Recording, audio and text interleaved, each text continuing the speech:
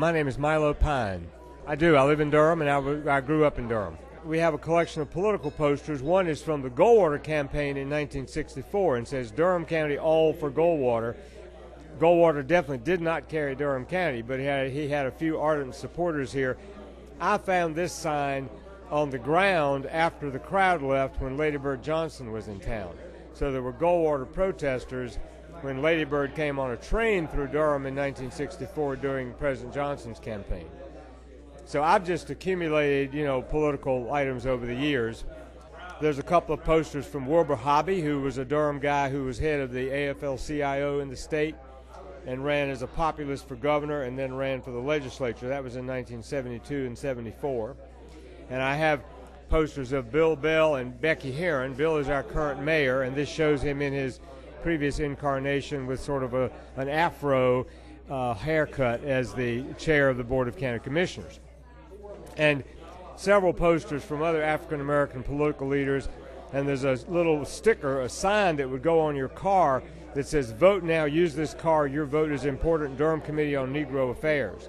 So this is from the late 60s when they were mobilizing black people to vote, after the Voting Rights Act was adopted. So before, it's funny, if you look at the election returns, before the Voting Rights Act was adopted, Durham voted for very conservative candidates.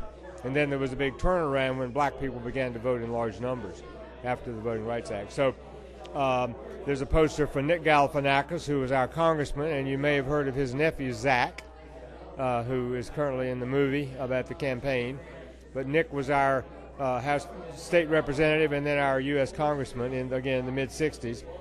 George Miller, a very young George Miller, on a poster from when he ran for the state president of the Young Democrats Club of North Carolina. He's still a practicing attorney. Becky Herron, I have a poster of Becky Herron, a very young Becky Herron from the 1980s. She served 29 years on the Board of County Commissioners and just recently retired. And Mickey Mishaw is our state representative now. He ran in the 60s when he was the African-American candidate, and basically back then, white people voted for white people and black people voted for black people, and black people never got elected. So now Mickey has now been our representative for several terms now. And I have some other fans and material. I have a fan from the United House of Prayer for All People, which was a Durham community church. It's now out near the library. It used to be near the Venable Warehouse. And that's a fan that you fan yourself with when you sat in the non-air-conditioned church, and a similar fan from the Scarborough and Hargett Funeral Home. And this Scarborough with a UGH, the gentleman who operates that funeral home is known as Skeepy Scarborough, and he ran against Dewey Scarborough for the county commission in 1968. So Dewey had to put on his signs a big B-O-R-O to distinguish himself from the B-O-R-O-U-G-H of Skeepy Scarborough. So there you go. This is a little envelope, and again, I think I found these things in these old buildings before they were torn down. This is what if you got a loan from NC Mutual, this held a coupon receipt book. So they wanted you to hang this on your wall in your kitchen where you wouldn't forget to send in your payment every month. And it has a picture of the old NC Mutual building on Parish Street. So this predates the construction of that building. That's the, quote, new NC Mutual building from the mid-1960s. But this is the original NC Mutual building on Parish Street, known as the Black Wall Street. So this is why it was called the Black Wall Street, because that's where the headquarters of those financial institutions were in the black community. Tony Reevy. I've lived in Durham since I was 14, since 1975. I currently live in Watts Hillendale, and when I was high school age, I lived in northern Durham. I lived right near Northern High School. Katie, the museum director, asked me to do something with trains, and I collect railroad antiques. There were actually 5 railroads that served Durham, which is a lot for a city this size. It was because of the tobacco factories. A number of railroads wanted to reach the tobacco factories. I picked the Norfolk and Western Railroad because we're right next to it here. And what we have here, this is a signal lantern that I bought from an antique store that's marked N&W. All these items are N&W items, and the person I bought it from told me it was used on the Durham branch. This is a whistle post from the Durham branch. A whistle post was used to tell the engineer that a road crossing was coming up. They have trains, as you know, they have to signal for that. And then I had this open to the whistle post picture. This is an employee rule book for the Norfolk and Western, and explains, in here it's explained how the lantern was used and the whistle post. And then I also brought the schedule of the passenger trains that the Norfolk and Western ran into Durham. Their line into Durham started at Lynchburg, and this is copied from a period timetable I brought. And then finally, this is the only item here that's not from the Norfolk and Western. It's from the Southern Railway. This was used by ticket agents to stamp tickets with Durham as a destination. My mom gave me a railroad lantern, I think, when I was 7, and I started seriously collecting railroad items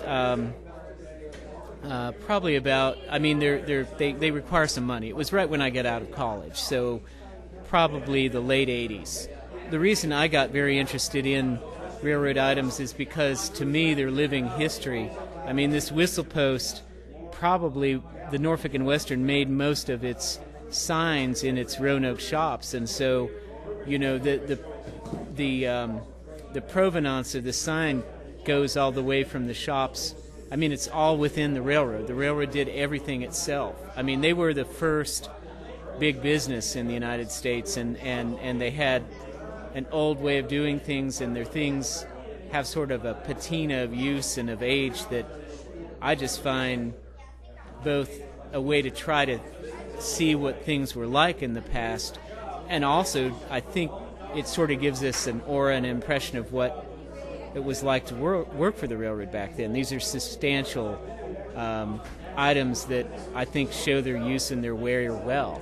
And I think, like a lot of items, you know, you don't want to try to restore them too much because, you know, the patina of use is part of the history and provenance of the item. Christian Karkow. I live in Raleigh, but I have lived here in Durham. These are a small part of a collection of my favorite tools. I'm a sculptor, and I use a lot of different types of tools, but these are a select few of my favorites. So this one here is it's used by telecommunications professionals, telecom guys, AT&T, all of them, especially from my father's generation, when they would hook phone lines up to buildings. And it looks like a pistol, and there's copper wires, and it allows you to hook up hundreds of these little copper wires to their respective posts in minutes. And then you can get a building wired for all the right phones. And what's nice is it looks good. It kind of looks like something out of Roy Rogers. It makes neat sounds. See that? It's the gears inside. And I don't have anything in my life that feels this good when you squeeze it. Somebody really made this right, and I can promise you no one knows what it is. So I wish all my things worked that well. I love this thing. What else? There's from the Civil Defense, this is a radiation meter, a Geiger counter that would have been used in a bomb shelter. That the people inside would have put this thing outside, and you can tell if it's safe to go outside. So this is a tool of safety. This is original to the 50s and 60s when it was made, and it still works. I don't think it works well, but it does work. This machine here, which is strange, looks like something out of Frankenstein's lab. It's an old motor. It's probably over 100 years. It's so old that it's about when we first invented alternating current, which is the first part of this century. And it was one of the first motors in production at the time for use by doctors and dentists to create a vacuum so that when they worked in our mouths, they can suck out the saliva. So when we bite down on that thing and it takes all the gook away, that's the machine that did it 100 years ago. Believe it or not. It actually looks better than it sounds. And this is a rubber stamp tree. It's just that. Lots of rubber stamps from the century. I don't know. None of them are very current. All the dates, none of them go up to 2012, but I collect them when I find them in garage sales and in dumpsters and in surplus centers, flea markets. These are all businesses in the Triangle, a lot of them state. And I make a rubber stamp tree, and every Christmas I put tree lights around it. Okay, grade A. That's from your Department of Health, would have been milk inspectors. We have, so you know, a lot of these stamps are from the scrap exchange. So donors to the scrap exchange, the state services, find their stuff here. We have mail stamps, bulk rate, commissions from some of the state agencies. That must be from Raleigh. Who knows? One that says book, if that wasn't obvious.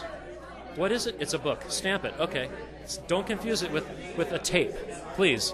The last thing is it's what's called a hygrothermograph. And this came out of some laboratory locally, and I don't know where. And I restored it. It's a machine that measures humidity and temperature. It's useful in buildings like this, where it's a museum and you want to make sure your exhibit is held at the same temperature and humidity all the time. Computers can simulate this now. They have little graphs and will tell you and adjust the air conditioning, but nothing looks as good as this thing does. It has a clockwork in it. It has a piece of metal which tells you the temperature, and, best of all, blonde human hair from a woman, which is the standard for measuring humidity. Blonde hair gets curly on some rainy days. Funny how and that's what they use in science to determine as the fiber that reacts to humidity. That's how they standard.